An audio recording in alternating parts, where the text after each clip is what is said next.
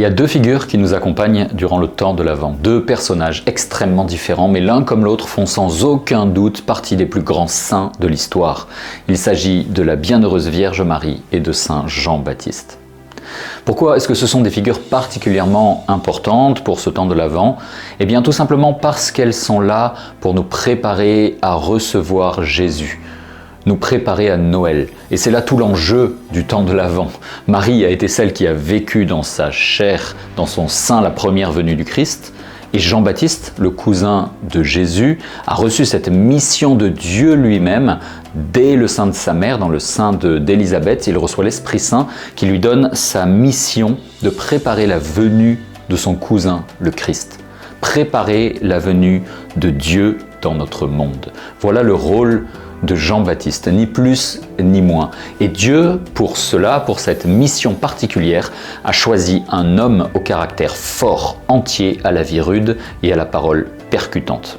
Lorsque une armée envoie des hommes en avant pour tracer un chemin, pour le passage des véhicules et du gros des troupes, elle choisit des hommes forts, des hommes qui n'ont pas froid aux yeux et des engins solides. Peut-être vous connaissez cette chanson « Debout les gars, réveillez-vous ». Eh bien, dans cette chanson, elle dit à un moment « Cette montagne que tu vois, on en viendra à bout, mon gars, un bulldozer et 200 bras et tracera sa route. » Eh bien, Jean-Baptiste, c'est ça. C'est le bulldozer envoyé par Jésus pour lui préparer le chemin. Et cette comparaison, elle vient presque de l'Évangile. Déjà, Isaïe, à l'époque de l'exil du peuple d'Israël à Babylone, avait annoncé cette nécessité de préparer les chemins du Seigneur, d'aplanir ses sentiers. Vous trouvez ça au chapitre 40 d'Isaïe. Et ça va être repris dans l'évangile de Luc, au chapitre 3, pour parler justement de la mission de Jean-Baptiste.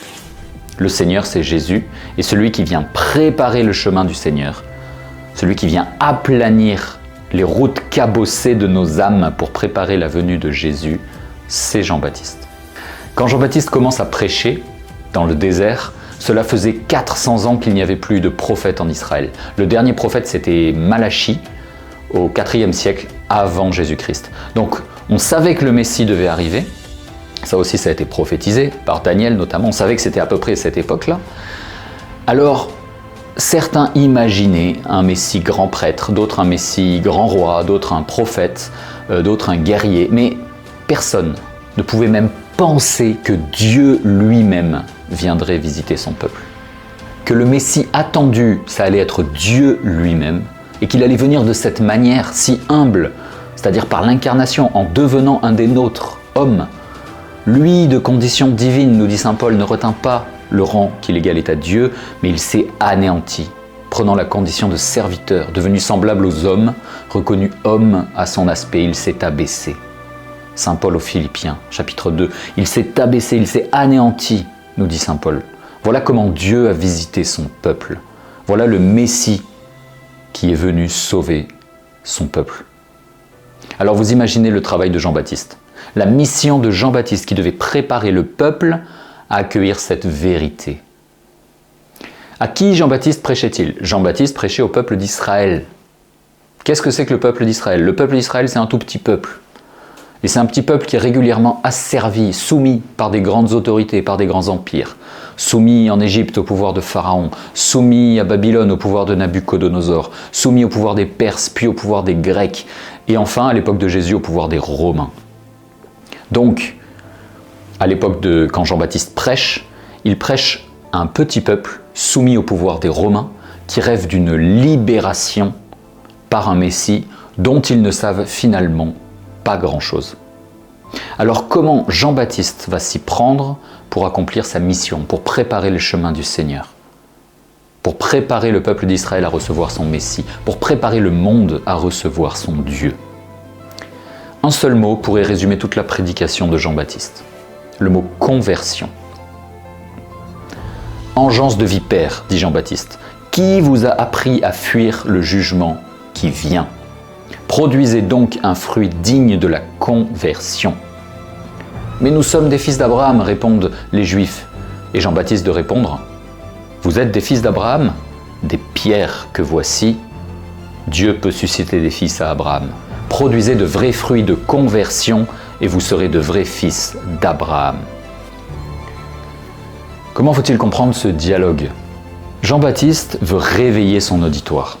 Ce n'est pas parce que ce peuple est juif, ce n'est pas parce qu'ils sont des descendants d'Abraham selon la chair qu'ils sont prêts à recevoir leur Messie.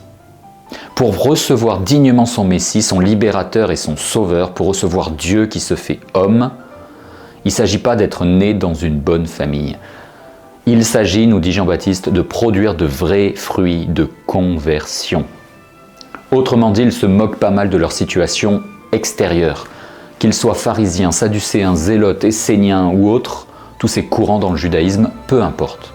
Ce qui l'importe, c'est le changement du cœur, c'est le changement intérieur, c'est la conversion. La conversion, il faut l'entendre comme ce changement intérieur, ce retournement. Quand on se prépare à recevoir quelqu'un d'important dans sa maison, on fait le ménage. Eh bien c'est ça, la conversion.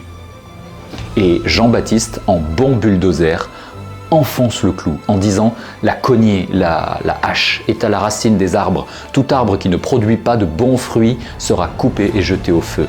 Et encore, celui qui vient tient en main la pelle à vanner.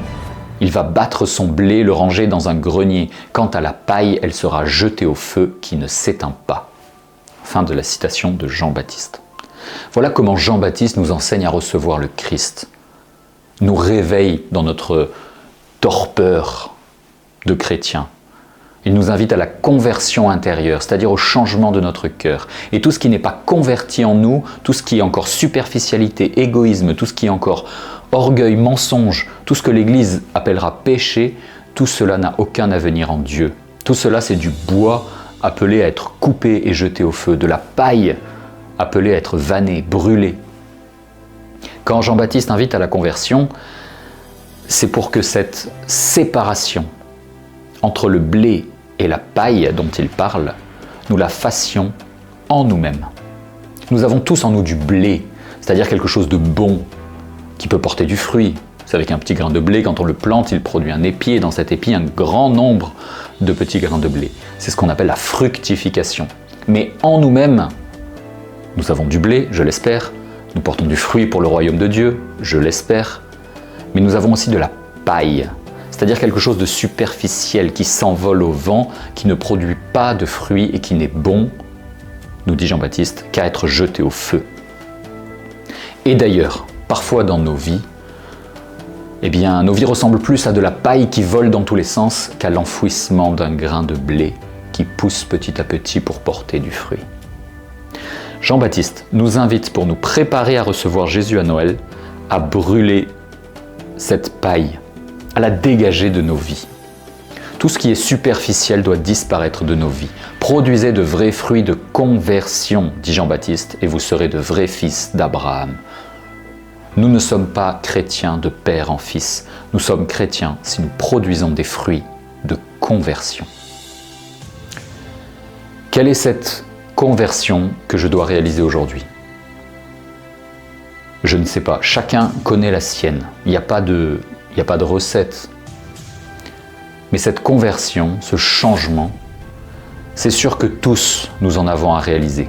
À chacun de discerner quel est le point de conversion qu'il doit vivre pour mieux accueillir Jésus à Noël. Mais si vous vous dites « moi je n'ai pas de changement à vivre dans ma vie », eh bien relisez l'évangile d'aujourd'hui. Sincèrement, la cognée est à la racine de l'arbre. Tout arbre qui ne produit pas de bons fruits sera coupé, jeté au feu, etc., etc. Et priez sur cet évangile que l'Esprit Saint vous donne la lumière. Sur ce point de conversion que vous avez à vivre. Parce que tous nous en avons à vivre.